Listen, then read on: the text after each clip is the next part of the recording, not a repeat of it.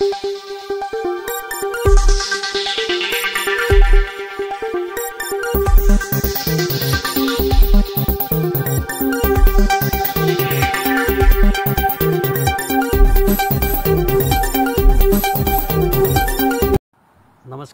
SC news चॅनलमध्ये आपले स्वागत आहे। सातारा जिल्ह्याच्या फलटण शहरात उपजिल्हा रुग्णालयात कार्यरत असलेल्या एका महिला डॉक्टरने शहरातील एका हॉटेलमध्ये आत्महत्या केल्याची घटना घडल्याने सर्वत्र खळबळ उडाली आहे। ह्या घटनेचे राज्यभर पडसाद उमटले आहेत। मयत झालेल्या महिला डॉक्टरने आत्महत्येपूर्वी स्वतःच्या तळहातावर सुसाईड नोट लिहिली होती।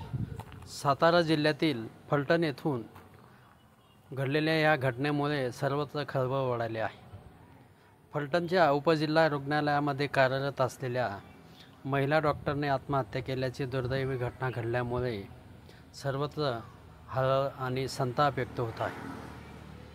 आत्महत्या करण्यापूर्वी या महिला डॉक्टरने आपल्या हातावर पेनाने सुसाईड नोट लिहिली आहे। या सुसाईड नोटमध्ये पोलीस निरीक्षक गोपाल बदने याने आपल्यावर वारंवार अत्याचार केल्याचा गंभीर आणि खळबळजनक आरोप केल्याने खळबळ उडाली आहे। या अधिकाऱ्याच्या जाचाला कंटाळून महिला डॉक्टरने टोकाचे पाऊल उचलल्याचे घटनेतून स्पष्ट होत असल्याचे सर्वत्र चर्चेत येत आहे। सध्या ह्या प्रकरणाचा तपास सुरू असून या घटनेने वैद्यकीय आणि पोलीस दलामध्ये खळबळ उडाली आहे।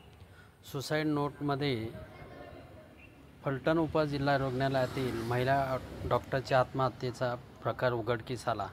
त्यांच्या हातावर लिहिलेल्या सुसाईड नोटमधील मजकूर अत्यंत गंभीर आहे।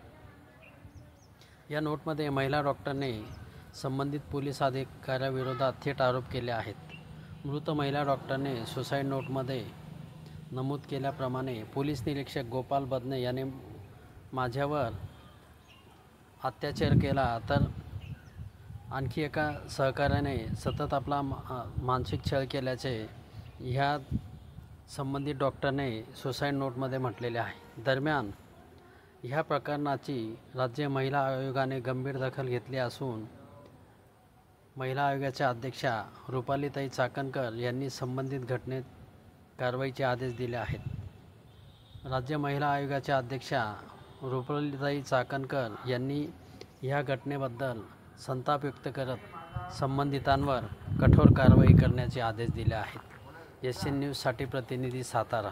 धन्यवाद।